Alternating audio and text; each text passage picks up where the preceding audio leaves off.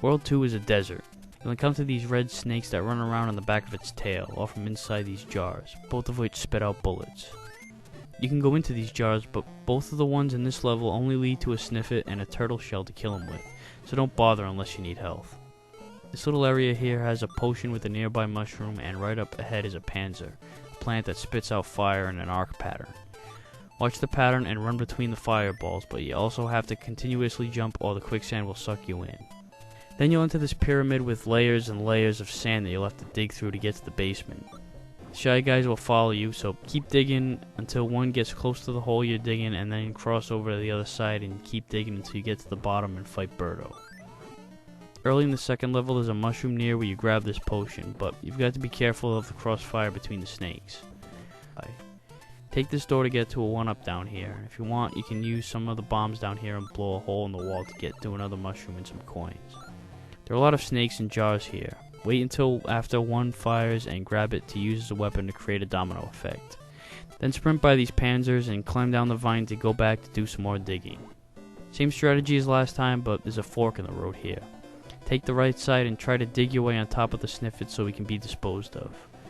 You'll soon reach your first battle with the red form of Birdo, so keep your eyes peeled for the fireballs. The third level starts out with a shitload of Bezos that swing down and try to kill you. It's like you fucked around with their nest or something. If you have Luigi, you can super jump your way up here, otherwise you'll have to jump on them with pretty good timing to get yourself high enough to get up there. But it's all optional, as this door just leads to a mushroom and a shitload of coins. If you don't feel like it, just head right to the pyramid, let yourself fall, and get ready to start digging again. Once you get to the bottom, you'll get to a key which of course summons Phanto, and the chase is on. Thankfully, you've already dug, so you only have to worry about jumping up the layers of sand, but since you'll be dropping the key a lot, you'll have to sometimes line yourself up back with the key and dig back down towards it. It's a little tedious, but be patient and you'll get back to the locked door, which leads to the home stretch filled with some general enemies you've encountered throughout this world. And you'll get to the crystal ball, which leads to the boss, the three-headed snake Triclyde. The left and center snake spit a plethora of fireballs, and the one on the right is a lazy prick that just sits there. You'll have to grab these mushroom blocks when there's no oncoming fire. Stand on the back edge of the platform and wait for the fireballs to momentarily stop, and then jump and attack so you can stay up top. It's much safer than down below where the onslaught is heading. After 3 hits, you finish them off and it's on to World 3. The beginning of World 3 gives you a few options in certain spots. The first one is at this waterfall. You can fall down it and head into this chamber with a huge amount of vegetables. But the 6th one from the right is actually a potion that'll let you get a ton of coins. Or you can go down this jar which will warp you to World 5. Right after this, you'll get taken back to where you started, and after ascending some clouds, you'll ride a magic carpet upwards after jumping onto this pidget. Just stay in the middle and you'll easily bypass the Bezos. Later on, you'll have 3 panzers to deal with, one of them being a real pain in the ass. The first one stands still, so just knock it out with a mushroom block and grab the potion right after for a nearby mushroom. Then grab the veggie right next to it because this panzer up here is easier to take out by jumping and hitting it diagonally rather than the mushroom block where you'll need to jump towards him.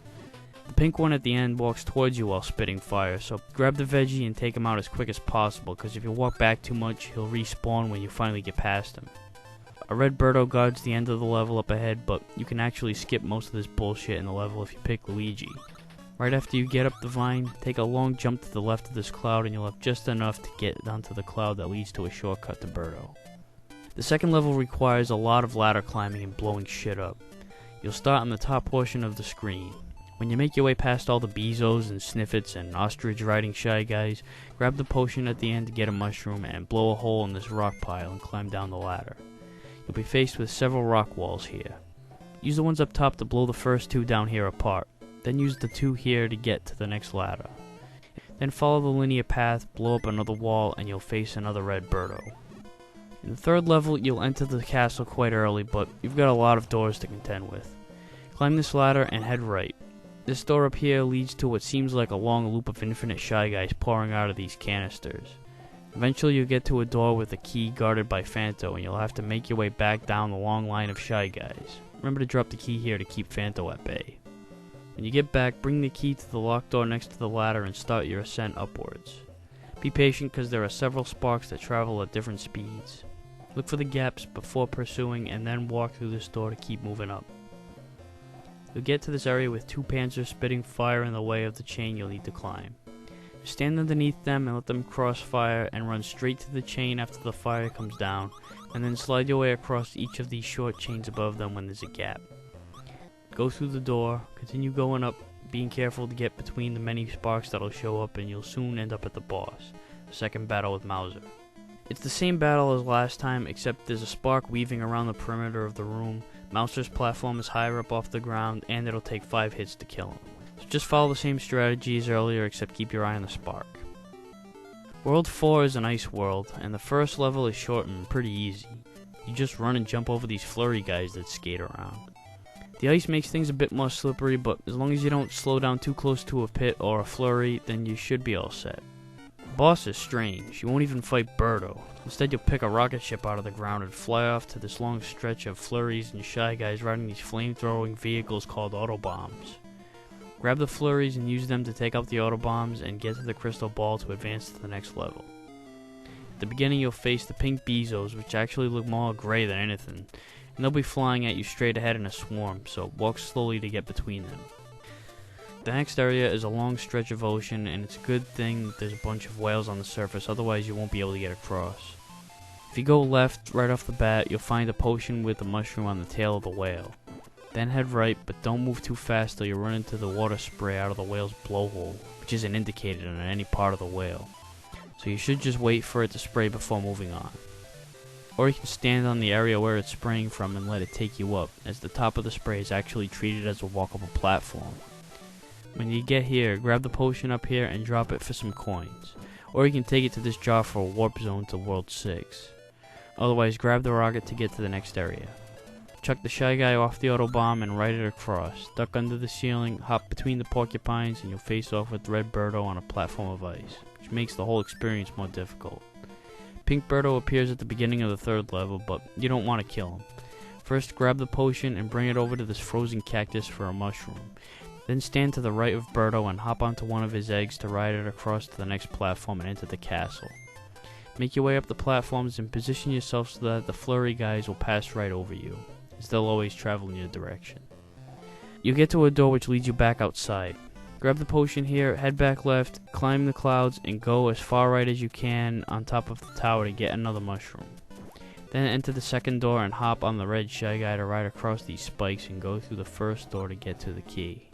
Head back out the door and continue moving downward while avoiding Phanto till you get to the locked door which leads you outside and only a few doors away from the boss. Now, if you pick Luigi, you can actually skip most of this shit by jumping across the gap when you first get here after riding Birdo's egg. The boss is Fryguy, a giant ball of fire that spits, well, more fire. It's kinda odd that a world of ice leads you to a fire boss. He'll float around in a figure 8 pattern, and the safest place to be is at the top level platforms. So to kill this motherfucker, grab one of the mushroom blocks up top and drop it on his head when he approaches the platform you're on. Try to keep the block on the platform so that you don't have to go down to chase it. It's a lot more dangerous down there, so if you find yourself down there for whatever reason, get the hell away from him and climb back up. Use the escape pods on the side of the screen if you have to. After 3 shots, he'll break off into 4 mini Fry guys that hop around quickly, so grab a block and try to squash them when there's a few in one spot. After taking them all out, World 4 is completed. World 5 starts out on top of this hill. Pick up this shy guy to kill the Panzer and you'll enter this waterfall-filled cave that'll make up the rest of the stage. Grab the potion right off the bat to grab some coins, and get ready to do a ton of timing-based jumping. There'll be a few series of logs rolling down the waterfall, so you'll have to jump across. That's not too bad, but jumping from Trouter to Trouter might be difficult if you have Mario or Toad, whose fast jumps make it difficult to land them. With Luigi, it's much easier to position yourself, or with Toadstool you can float across. When you get to the last set of logs, use the top one to get yourself up here. Grab the second mushroom block and use the potion to make the mushroom fall, and you can get some coins at the same time. The Grey Birdo will make his or her first appearance at this point, so be ready to dodge everything and throw the mushroom block. The second level has a lot of these hoopsters climbing up the trees. It's tempting to kill them with the domino effect, but sometimes you'll need to ride them to get a boost. This one right here, it's almost necessary to pick up and chuck it. This annoying panzer spitting fire up in your way. Go down the jar here to blow a hole in the floor, grab a potion that's guarded by porcupines, and bring it to the surface to get a mushroom and coins. When climbing the vine, wait for the sniffets to fire their shots before continuing the climb, and soon you'll be at the door, which leads to a long fall. You won't have much time to react to the spikes below, so stay sharp when avoiding them. The birdo here can be a real prick due to the gap in the bridge and the flying trouter that'll either nail you, disrupt your timing with dodging the eggs, or get in the way of your attack. Grabbing the trouter out of the air to use as a weapon can really help in this situation.